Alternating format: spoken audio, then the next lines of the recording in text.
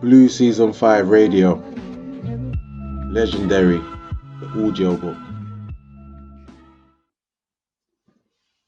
Yeah, the truth of where this all started. This started way back. Our parents came here in the 50s. They were brought here to do a job. Came to England, yeah? They came to England to do a job for the British. That's the real truth of the matter. If you look at London Bridge, it was half of London Bridge. If you look at Big Ben, it was blown half away as well. All these things had to be built back and put back. And that's what we were actually brought here for. Right? All these promises that they were making to black people about better life and you can live here and stuff. It wasn't really the case because they were very racist at the time towards us. You could see that they only kind of brought us here to work and fit in and do stuff that they didn't really want to do. So the effect that that had on many parents was they were literally scared. So you're talking about people that came off, like, say, the Windrush, Yeah, things like that? Yeah, the ones that came from the Windrush, they were scared because at the end of the day, they weren't greeted nicely. You understand? It's like, you come here to do your job and keep out my fucking way, or I'll do you. Right? That was the kind of attitude they had towards black people back in the day. But then these people started having children. The Windrush guys started having children, which is our generation now, which we were conceived 59, 58, 57, right? So by... And they dispersed them throughout, like, say, London, West London, South London. They only put you in certain places. The places they put you was Stoke Newington, round them sides. Bedford, there was an area where they put black people. Ladbroke Grove, right? New Cross, Lewisham, Peckham, Brixton. Leytonstone, you might have found a few. There was designated areas. In Tottenham. Yes, they're direct designated areas where you find blacks. There was, say, like we just named about 20 of them. All in all, there might have been 40 designated areas. I don't think there was that much. But that's the only place you'd find black people. If they went out of those places, it was getting dangerous at those stages of the game. When my parents first came, it'd be very dangerous. Like, in the 50s? Like, there's a few black people living in Bromley right now. Back in the 60s and early 70s, if you stepped out to Bromley, it was a dangerous game. Because there weren't no black people out in Bromley them times. Right, so it was kind of rash down there. No, you couldn't go as far as Bromley. That was too far. You understand? Because remember, you had certain people were cool, socialist people, but then you got like people that don't like black people that want to do something to them. You had gangs of white guys going round, because I remember the first piece of racism I ever dealt with, because I wasn't used to it. Grew up in junior school with white guys. I didn't grow up with black guys because obviously there's not a lot of black guys here. So where are they going to be in schools? How many black guys were there in the whole of my school? 10. And that was the situation in most schools because there weren't a lot of us here, right? So at the end of the day, there was only 10 black guys in the whole of my school. So is that why the community started to have like gangs and stuff like that? So what happened was, say the 10 black guys that were in my school now, we're growing up with white guys. Where did you grow up? Deptford, New Cross, right? Lewisham. I grew up on Upper Brockley Road, but from I came out my house, walked across the road, down Tannershill, I'm in Deptford. If I go left and walk not even half a mile, I'm in Ghetto. If I go further, a mile and a half, I'm in Peckham. And that's in walking distance. And those areas had a lot of black people, Lewisham. These are the areas that had them. Peckham. Yes, New Cross, Peckham. You go further down Campbell, there were black people. You went as Brixton, Norwood and them areas had black people. Streatham. Yeah. Yeah, all them sides there had black people. A lot of black communities. Yeah, a lot of black communities. You know, yeah. There was, like I said, 40 designated spots. And They done it. you lot weren't fighting each other. Were you fighting each other? Or were like was it more of a unity thing, fighting racism? Or was it a Those bit of both? days, you had, Like say 70s. Tell us about the 70s, how it yeah, started. those days. This is what I'm saying to you. Those days. This is where I started with the fact that our parents were scared of them. And the fact of the matter is, right, now our generation couldn't understand that because we went to school with them and they just seemed cool, right? They were all right, right? We white people, The Cockneys, yeah, the we got English. on with them, Yeah. right? By the time I was 7 years old, my friend was bringing me to his house. Well, down where Bermondsey When or somewhere. Deptford, right, Deptford. off at Albine Road. Now, Sorry, I'm not going to Docks. mention this guy's house is a very well-known person. When I was 7 years old, and I can tell you, when I went to the door and the parents and everybody in the house, those few people there, when is that a little black boy that Clifford's got with him? Yeah. It's mad. Right? Is that really a little black boy? Is Clifford brought a little black boy home?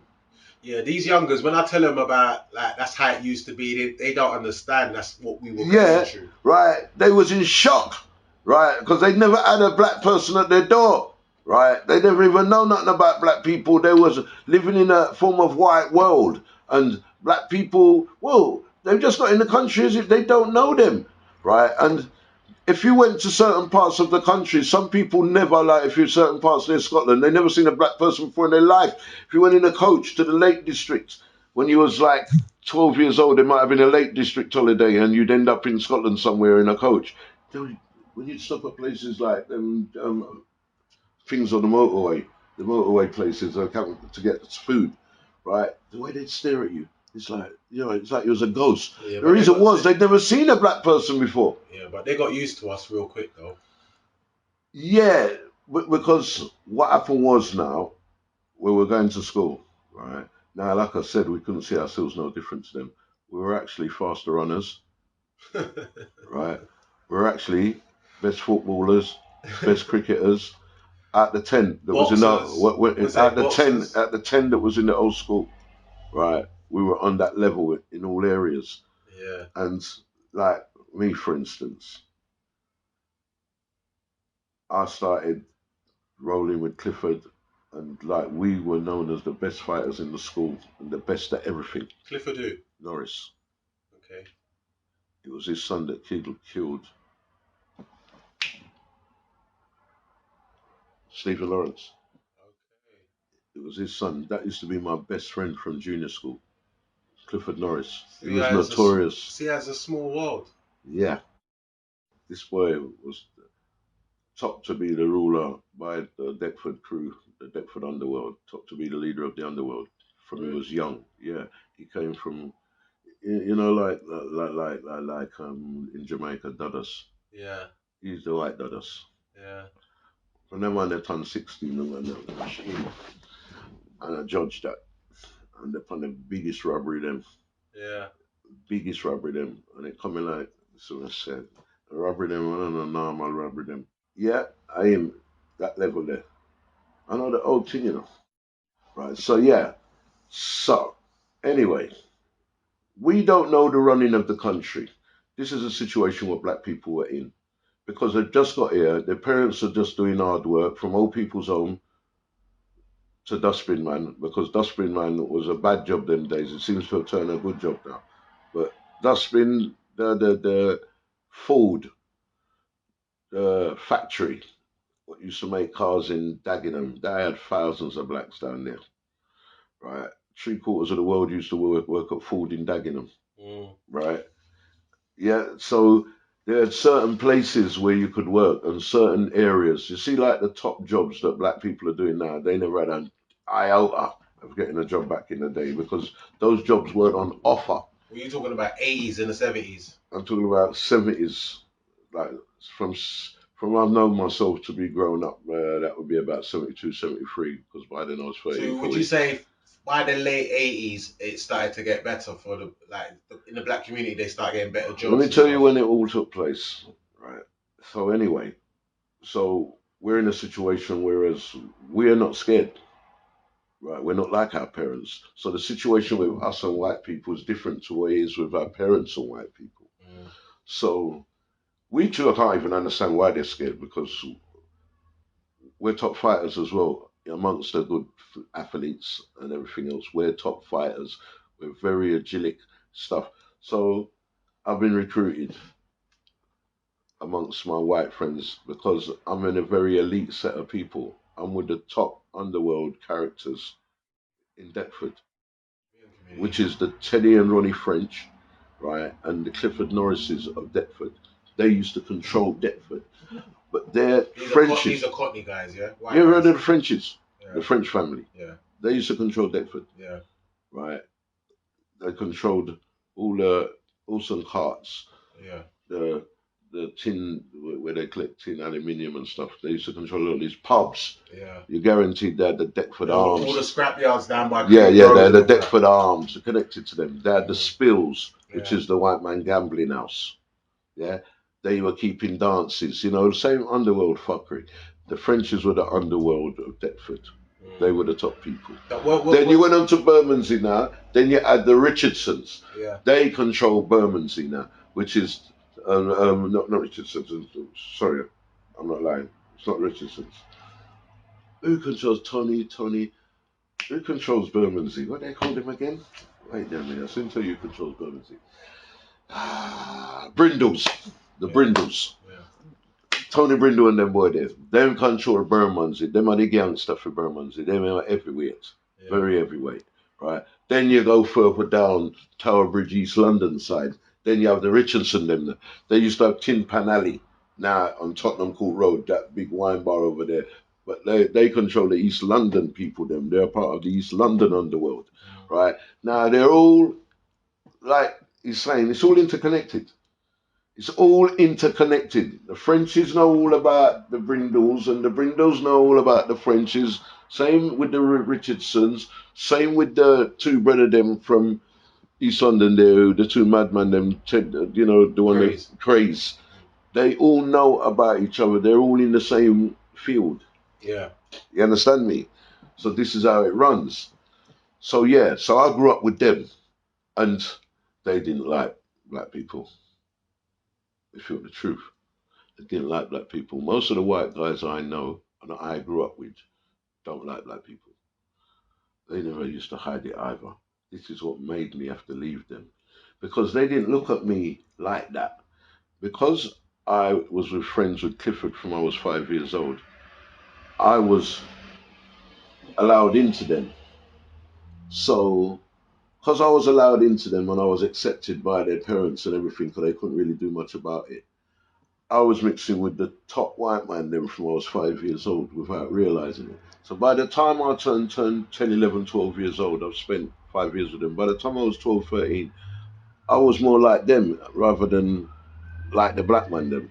I used to go Millwall with them and fight. Yeah, we used to go Millwall. A lot of the man from olders from the ghetto, from Lewisham used to go Millwall supporters. A lie. Yeah? Tiny from Peckham, he was actually the leader of Millwall. Tiny, and he was black, right? But everybody else was white.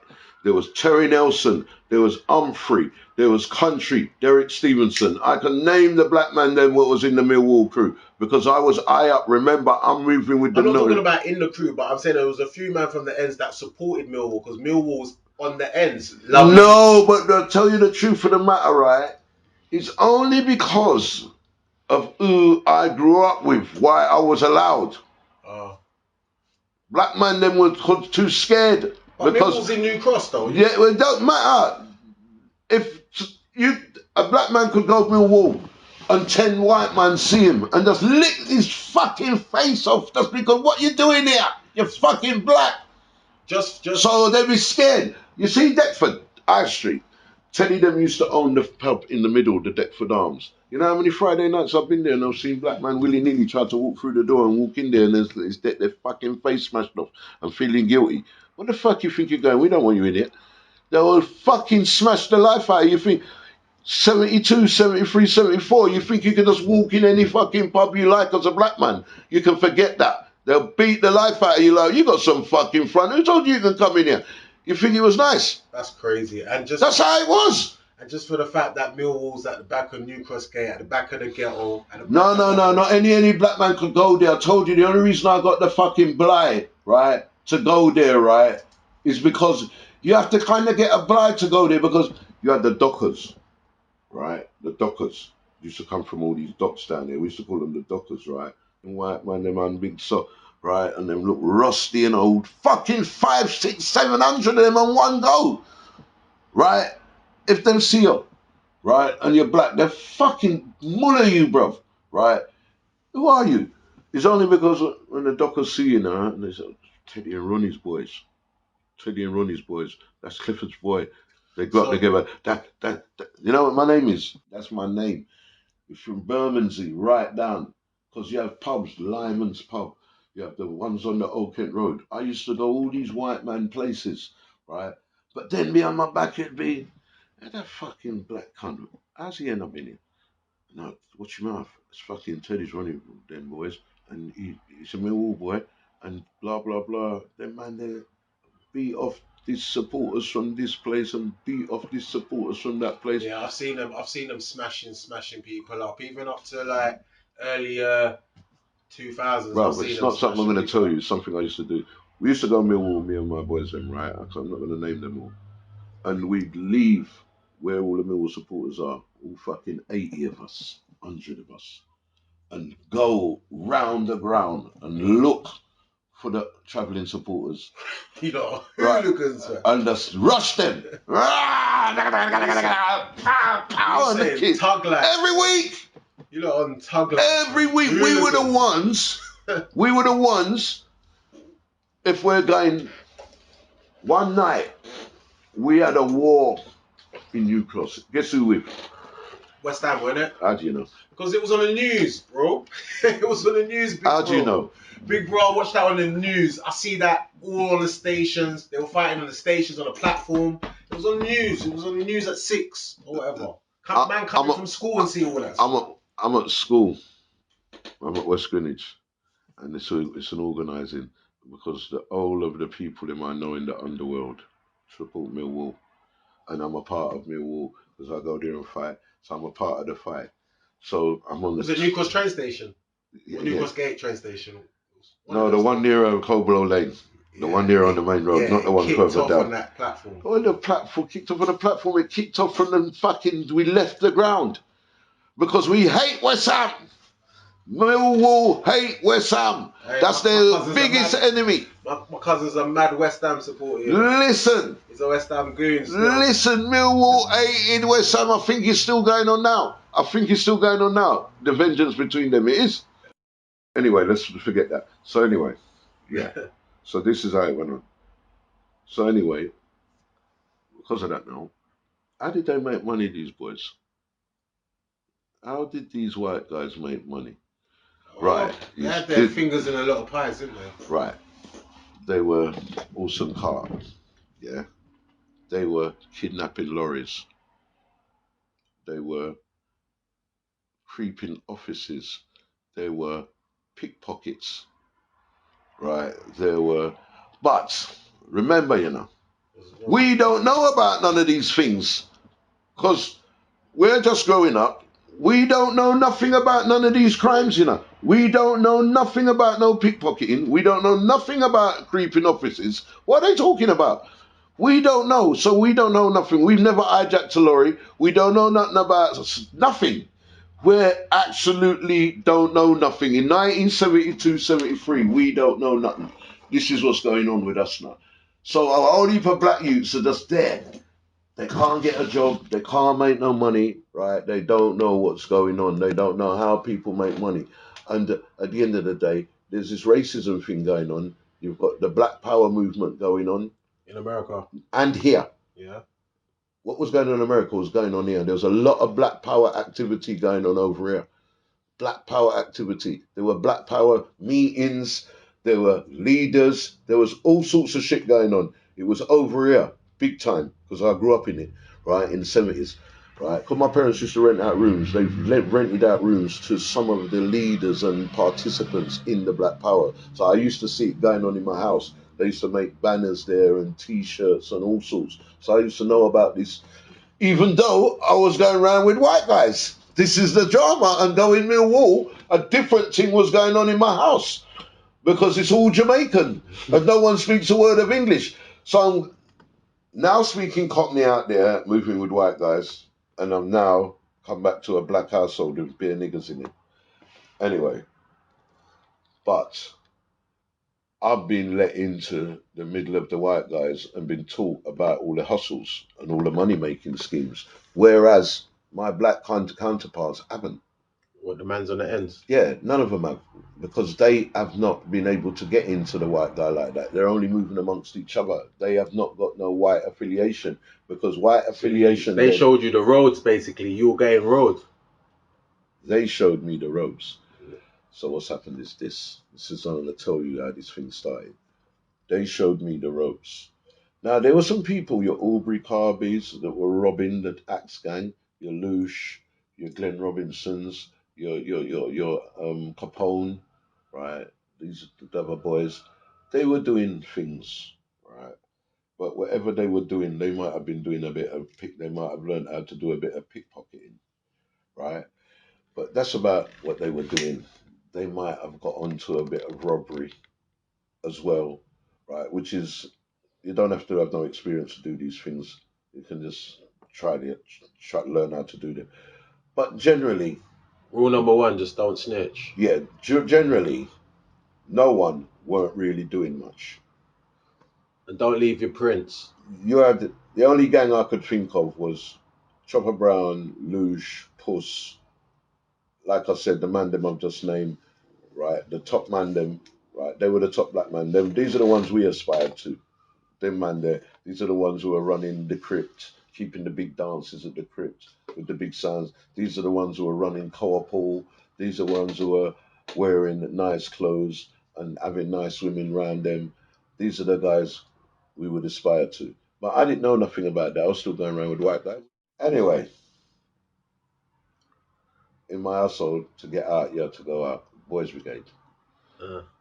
From your shaka, the big sound system, shaka, to your looshes, to your shotguns, everybody went to Boys Brigade. We went to the 186 Boys Brigade on the end of Upper Broccoli Road in that Broccoli Baptist Church. That's the Boys Brigade we all went to. The ones that went around on blue bluegills and played drum on Sunday. We was all a member of that.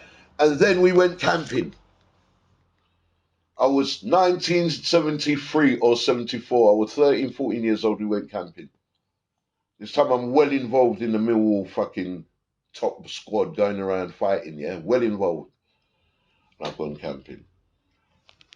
We're in a tent. They're playing some reggae music somewhere along the line. Somebody's playing reggae music. My brother used to build sound system. He was an electrician, so I knew all about reggae music and I loved it, right? Because it was in my house day and night. But yeah, amongst the group, they started telling me about the Moonshot Club. They started telling me about girls this. I've been going out fighting every week. This is the life I know with these white guys, right? I don't know what they're talking about. Somebody's giving me a spliff. I already started pissing around with cigarette. How old were you then? 13, 14. So somebody's giving me a spliff. So I smoked the spliff and I'm thinking, wow, that tastes nice. So we came back from camping the Saturday or the Sunday from wherever we went. They said that Moonshot was on the Tuesday. Moonshot down Clifton Rise, New Cross. New Cross. Ghetto, yeah. Yeah, so that's the first place I went. That's about 1973. I thence met up on, but by them times there, you know, I can have a rap. Because remember, I'm fighting for Millwall. My little black counterparts ain't fighting no one. You understand me? Weren't they fighting local other areas like? No, not really. Like no. They don't have no fucking money to go nowhere. Where they get money from? You tell me where they got money from to go anywhere. They were stuck in New Cross or Lewisham or wherever they were. They couldn't go very far. They never even touched Soho yet. Or anywhere like that. You know how much man I bought from Lewisham Way to go to Soho, and it's the first fucking attack. All 50, 60 man behind me. I bring to Soho with me. The whole of Lewisham way, they've never been there before, on a 53 bus. What did you lot do up there? Just walk around. Just walk around and looking everywhere and in awe of the lights, in awe of the excitement. They've never been there before, bro. That was the heart of the sex trade as well, wasn't it? That's where all the thing were going on, the prostitute, the clippers, the this, the that, everything was going on. It was excitement. There, Shabin's going on, Chinese club. You think it was just black man. You had, they had all kind of different nations doing things over in West End there now. Yeah, like it's a mixed thing. Asian. All type of different people, Turkish people, all kind of people. And who had a lot of property over there? Who were they? There's a certain people who've got a lot of property over there. They're not Italian. Jews. Italians got no Jews. Yeah, Jews own a bit, but not them. All right, where these people come from again? Yeah. Anyway, let's not head off track. Yeah. So, bum. This is where it started. So I started the moonshot. He took the people down. He took the man them down to Soho. Yeah, but that's after. Going moonshot. I've gone in moonshot now and they're playing the reggae music, Shaka sound. Right. Now, my brother was in sound. He's a Bill sound system. He's an electrician, my big brother. So the Shaka sound, the bass, holding on to a girl, dancing with her, getting an erection and rubbing them down. And those times you used to hold on to a girl and you used to dance with her all night. And so it's like you could have a thrill out of dancing. It was really nice and sociable. So all the girls and boys would dance. Not to say you'd done fuck afterwards. It was just dancing. Back in those days. Dancing to the music. But you're young. After the... What was the name of those dancers? It's just dancing. Just dancing. It was customary when a nice lovers rock come on to grab a girl. Yeah.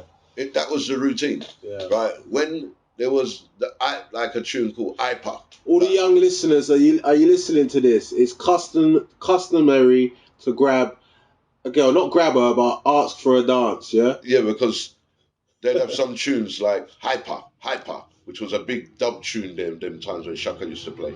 When that tune come on, the whole place gone electric. You know what I mean? Hyper, dreadnought. Everybody's moving. Then they put on the Sanjo, what is it? One of them little soft singer there, lovers tune. And you grab a blood clot girl and you rub her down. But then you're young. After the club done, you're not looking to leave with any girl. You're looking to find your boys and go to the next club or go West End and play machine or do something. You're young, innit? You're not looking, you've had a nice dance tonight, you're in love, you're going to go home and be with this girl. No, it weren't like that. You dance with her because everybody else was dancing with a girl, right? And this was just tradition. You just dance with a girl, but it never meant nothing. It was just a dance. So women, because referring to Small Axe, there was a scene where they said the guy tried to rape the woman in the scene.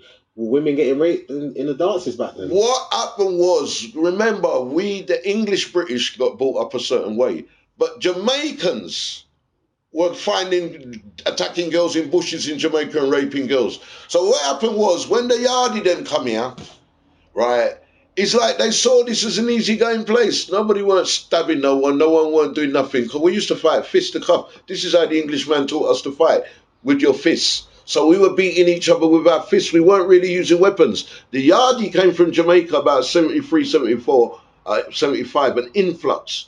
A bag of them came over all at once. And they're the ones who started all the blood clot stabbing. It's like, and robbing. They started robbing. They'd come over here penniless. Within 4 months, 10 watches, 50 bracelets, 100 chains. They were robbing them. Anybody they saw, they'd hold up with the knife. Because easy pickings. These people were fighting with their fists. Right, and we're shooting people and stabbing people. Fucking hell. This is easy. They were going around, frightening everybody and taking their things. Right, the big man's talking foundation. Old school. The old days. More to come from the elders. Listen this. Big up Saxon International Sound System. Big up the Lewisham crew. Big up Blueborough Music. It started a long time ago. Big up Maxi Priest. Papa Levi, Musclehead. Hear this one. Super Cat and Nicodemus. Legends. Playing in Brixton, South London. 1986. Blueseason5radio. The audiobook. Legendary. Well, here we know, we not talk slackness. If you want to hear slackness, you just go to the pubs club, see? Yes. All I pull my selector, hear me now. Now request to all who know them culture. You see, if you don't know your culture, just go down a cellar. See? And this one called Free Mandela. Play by the Circle, Saxon International. He's my selector. He's. I send a guy talk them style, yeah. We get life sentence. Guys, the Apache no talk when a guy talk. Request to my friend called Mark, guys pay a big talk. Request to my version called Pepsi and a man called Dollar Dreadlocks and Easley. Special request to my boss called Skendan. Worth more than 35 million. He's like a short man. Second, play by the sound called Saxo, winning a place called Brixton. Old title in. Request to the cat called Sister Joyce. Take a super cat me come in, who say you are done. Anyway you pass through, session of a ram. Free Mandela, you feel free Mandela. Free Mandela, you feel free Mandela. Wawa. Free Mandela, you feel free Mandela. President Puta, you feel free Mandela. Him never rob no man a charge for no murder. Him on go talk for him right and lick out for sufferer. The wicked never like to hear the righteous utter. Them lock him down tight like rata on the cellar. If me ask you a question, me want a answer. And where is the throne of Alisa Bamba? Me say down in Africa, down in Ethiopia. And some say you're dead and it not have no one. He's second. Now why you know me I come out of my book, you know? Well, Apache get why you finish it, you know, you. Finish it. Now request to my version call Early B. Request to my version call Early B. Come in and leave him, man, like my father. Settle doctor. Well, music night to play them twice. And don't forget, this coming Tuesday night, the place called the People's Club. Strictly rubber dub. Ooh, yeah. Now request to my version call Pattis and the one called Show Dog. Hold tight wrench. Second speed kind of afraid, not even Babylon or rain. Easy. Play by the king full of Zala burn. Susie Wang, she a Japanese, I'm a black man. Live in Miami, but she live in Japan. She a 18, but me past 21. Every weekend she coming long distance. I'm talking on the phone, I was on corporation. We send her me yet, me temperature get strong. Last night she a telling me say only one. Hear me now. Sanjalia, me a nigga, but she a Chinese. Live in Jamaica, but she live in Haiti. We run the pants and she wear panty. Sleep in a pajama, she sleep in a nightie. The first time me sex her, she have baby. She say come Miss Fabulous, that top celebrity. She say come Super Cat, you are the wild Apache. Me want to hear it from everybody, but not dead up in the belly down in the cemetery. Me no say me shady, must say my top celebrity. Him a run your dance, I'll tear up your party. Move it, tell him the must Susie Wang. She a Japanese, I'm a black man. Live in Miami, but she live in Japan. She a 18, but me past 21. And every weekend she come a long distance. I'm talking on the phone, I was on confirmation. She will send a me at the Apache. She asks me when me eat fried fish and bammy. She asks me when me drink a Johnny Walker whiskey. She asks me when me wear strictly clocks booty. Enough question to everybody. But not dead up in the million down in the cemetery. Like me brethren Jim Kelly and Bob Marley. Say second D must call you rough and ready. Say second Super Cat. Now hear me now. If you play it 18,000 times or 18,000 different styles, see? And you want to see me have a tune release on this rhythm, but this is before me give you it. I'm going to squat a dozen style. All and pull. Yes, guys, when it comes to dancehall business, we are the ragamuffin. We don't have how we big, we rough. Cause some guys talk about them big and they're never fridge. So they must pass on a sleep on a flat bridge down a Linstead. Worse! Play by the bounce, they about to get around. Play by the king full of Zala brain. You know they play a called Brixton. Ribby bang, come and ribby bang, skank till a friend them. Ribby bang, come and ribby bang, skank. Me not afraid of Tivoli, I'm not afraid of Rima. Me not afraid of 459, the Bushmaster. Me not afraid of Babylon, I'm not afraid of Soldier. Afraid of Ace Carrier, I'm afraid of Ace Carrier. Ace Carrier, I'm afraid of Ace Carrier. Yes, yes. And we don't care, cause anywhere we go, we have a lick out sound. Yes, cause you have some guy we all go upon and they like them a rock outs and them face him a crash Datsun. Now me prefer all of that and feel person to person. Easy man. Play by the king for them Zala bring. Now request to all of the informer them. See dreadlocks, call informer for dead. Ribby bang, come a ribby bang, skank drip. Ribby bang, come a ribby bang, skank till a friend them. Ribby bang, come a ribby bang, skank. Move. Ribby bang, come a ribby bang, skank. Me not afraid of Tivoli, I'm not afraid of Rima. Me not afraid of Babylon, I'm not afraid of Soldier. I'm afraid of Informer, I'm afraid of Informer. Informer, I'm afraid of Informer. Informer, be dead. Them a be dead. Informer, be dead. Them a be dead. Me say yo, hold them, shot them, tag them, and you lick off them head. And kill the dirty nigga, yes, before them spread. You happy and you love it, you say Jack. East. Now come down with some fabulous. Cause them can't crack your thermos. Better know. Well, easy. Well, apart the cat. Without the cat is no fabulous, and without fabulous is no cat. Why England cool and I'm not, and we are going on the land. Well, easy. Second. Well, I hear me dreadlock. All I pull. Well, I want to see me about soul release on this rhythm here, so I'm going to let it off now. You see me? I'm not crying for the guy with them class boat is shining, you know. I'm crying for the youth that want to suffer, see? And this one can't cry for the youth. Now easy, man. And this one you have to go up on the chart. Play by the most, they want to get around. Second, Mr. Fabulous. Them can't touch your thermos. Other fabulous, they're fabulous. Yes, she ribby bang, come a ribby bang, skank. Move! She ribby bang, come a ribby bang, skank. Me no all of it dope, me no all of it soap. Me no all of it Matthew Bank, neither love. Me no cry for no dignitary, no big soap. No cry for no money, no 3-piece suit. No ball for no money, no Chris Clark's foot. But me will cry for the youth. And me will cry for the youth. Yes, me have to cry for the youth, then we no have nobody. I cry for the unwanted pig. And one punch me up and it a tear off of me. And one shows me up and it a bust off of me. Yes, me wake up now the morning for me hungry belly. Me stretch on me yarn and me can't drink nothing. Me can't find mommy and me